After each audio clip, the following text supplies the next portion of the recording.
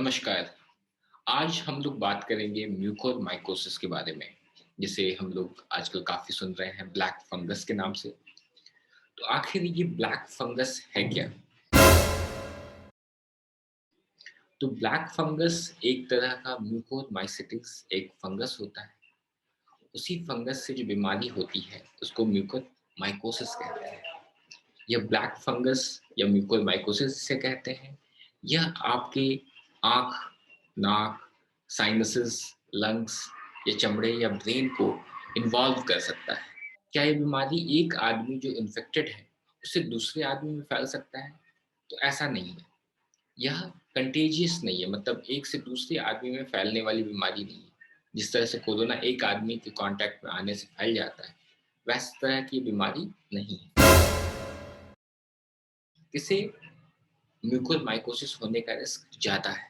जिन्हें diabetes mellitus हो और वो भी अनकंट्रोल्ड हो, मतलब शुगर लेवल काफ़ी ज़्यादा बढ़ा हुआ हो, या जो अन इम्यूनोसप्रेसिव ड्रग्स जैसे स्टेरॉइड्स या दूसरी कोई दवाइयाँ जो इम्यूनोसप्रेसिव दवाइयाँ होती हैं, जिसे खासकर लोग कैंसर में इस्तेमाल करते हैं या बहुत तरह के रिमेटॉइड बीमारियों में भी इस्तेमाल किया जा सकता है, जिनका बहुत लंबा आईसीयू का स्टे रहा हो, या दूसरी बीमारियों से ग्रसित हो जिस तरह से कैंसर, या जिन्हें ट्रांसप्लांट मिला हो, जैसे किडनी ट्रांसप्लांट हुआ, लीवर ट्रांसप्लांट हुआ, या जो वोरिकोनाजोल की दवा खाते हैं, उनमें इसके होने का रिस्क नॉर्मल आदमियों से थोड़ा ज़्यादा है।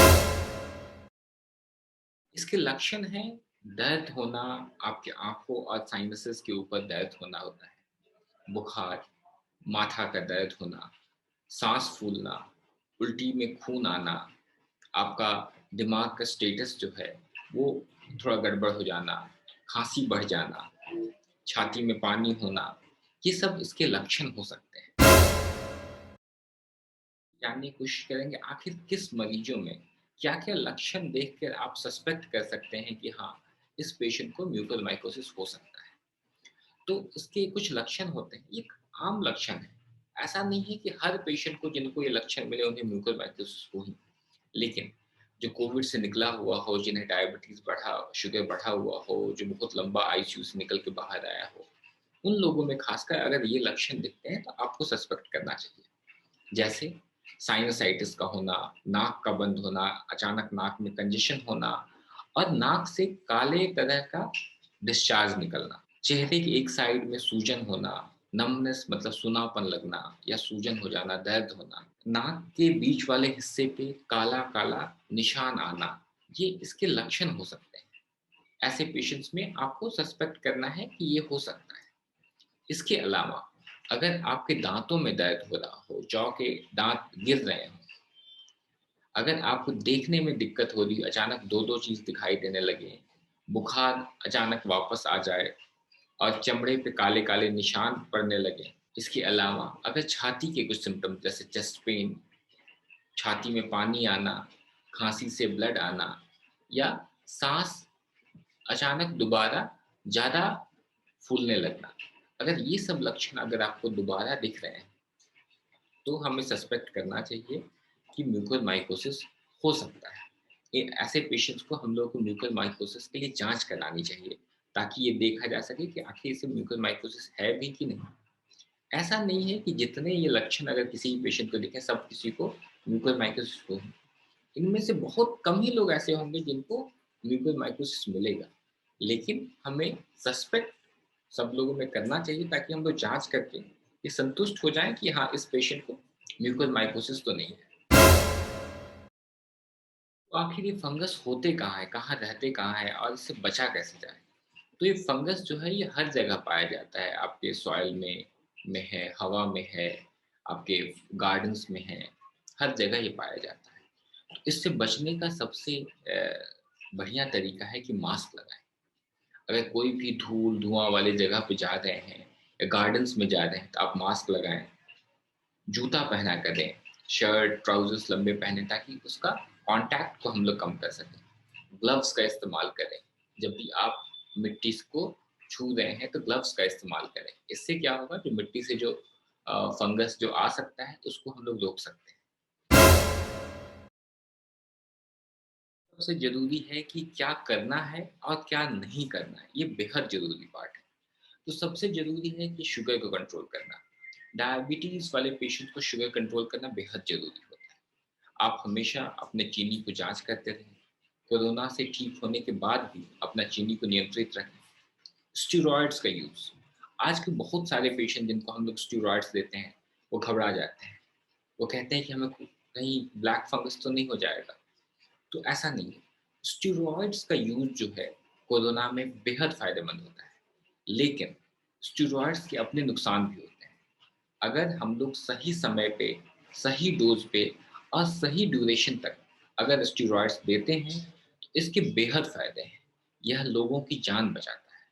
लेकिन वहीं अगर रैम्पेंट अगर हम लोग गलत इसका इस्तेमाल करें, बिना डॉक्टर की सलाह से खुद स्टेरॉइड्स लेने लगें, तो इसके नुकसान भी देखे जा रहे हैं। नॉर्मली रिकमेंडेड है स्टेरॉइड्स जैसे डेक्सामेथासोन, मिथाइलप्रेडनिसोलोन, ये रिकमेंडेड है। अब 5 से 10 दिन तक हम लोग देते हैं। लेकिन यूजुअली बुखार आने के 5 से 7 दिन के बाद ये दिया जाता है और उसकी रिकमेंडेड डोजेज़ है उसी पे दिया जाता है। तो यही ज़रूरी है कि स्टेरॉइड्स का सही इस्तेमाल हो। ऐसा नहीं है कि स्टेरॉइड का इस्तेमाल ना करें। जब ज़रूरी है तो ज़रूर करें, लेकिन उसका सही इस्तेमाल करें। पानी, अगर आप ऑक्सीजन ले रहे हैं तो जो ह्यूमिडिफायर होता है उसका साफ पानी, क्योंकि उस पानी एक ब्रीडिंग प्लेस हो सकता है जहाँ पे फंगस ग्रो करता है। एंटीबायोटिक्स और एंटी फंगल, इसका इस्तेमाल तभी करें जब ज़रूरत हो। अब जानते हैं कि क्या ना करें। तो कभी भी जो वार्निंग साइंस और सिम्टम्स, जो लक्षण हमने बताया है, उसको मिस ना करें। जब भी ऐसे लक्षण दिखते हैं, जैसे ब्लॉक नोज, नाक बंद होना, साइनसाइटिस आना, या वैसे पेशेंट जो इम्यूनोस्टेरॉइड्स ले रहे हैं या ट्रांसप्लांट वाले पेशेंट हैं जिन्हें इम्यूनोसप्रेशन चल रही है, उनमें खासकर इस चीज़ का ध्यान देना है। अगर ज़रूरत पड़े तो ज़रूर जांच करवाएं। इसकी फंगल की अलग जांच होती है, इसका फंगल कल्चर होता है, फंगल स्टेन जिसे KOH स्टेन कहा जाता है। इसके लिए MRI, सीटी स्कैन, अलग-अलग तरह की फेस की जाँच होती है, जिससे हम लोग बहुत जल्दी ही इसे पता कर सकते हैं। मैल्डिटॉफ जाँच होता है और इससे फंगस की हम लोग शुरुआती लक्षण में ही हम लोग उसकी जाँच कर सकते हैं। समय बहुत इम्पोर्टेंट है, इसलिए अगर सस्पेक्ट करें तो तुरंत इसको जाँच के लिए भी भेज दें। इससे हम लोग समय बचा सकते हैं। हम लोग इससे बचे कैसे और इसको मैनेज कैसे करें? तो बचने के लिए मास्क पहनना, अपने आप को प्रोटेक्ट करने के लिए गाउन्स पहनना, ग्लव्स लगाना, जूते पहनना, फुल स्लीव्स के शर्ट और अ, कपड़े पहनना, वो बेहद ज़रूरी है। इसको इलाज के लिए मल्टी डिसिप्लिनरी ट्रीटमेंट होती है, जहाँ पे ENT के डॉक्टर्स, सर्जरी के doctors, medicine, general physicians, endocrinologist की टीम इसमें हेल्प करती है। और इसमें सबसे अच्छा रोल जो माना गया है वो ड्रग्स का नाम है लाइपोसोमल एम्फोटेरेसिन बी। इसे लगभग 4 से 6 हफ्ते तक दिया जाता है। इसके अलावा इसमें एक्सटेंसिव सर्जरी का भी रोल है और रेगुलर ड्रेसिंग, नर्सिंग केयर की बेहद आवश्यकता पड़ती है।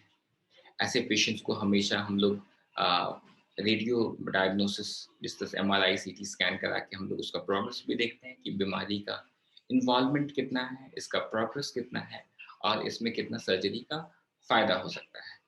क्योंकि ये बहुत ही एग्रेसिव बीमारी है, बहुत तेज़ी से फैलती है, इसलिए इसका इलाज भी हम लोग को जल्दी करना होता है और इसके लिए जो एंटी फंगल्स जो प्रिस्क्राइब्ड हैं, वो दिए जाते हैं। तो इस बीमारी के बारे में सबसे ज़रूरी है आप लोगों को जानना कि इसके लक्षण क्या हैं, कब सस्पेक्ट करें, क्या करें और क्या ना करें। इससे हम लोग बीमारी से बच सकेंगे और इस बीमारी को समय रहते ही डिटेक्ट करके इसका इलाज कर पाएँगे। धन्यवाद।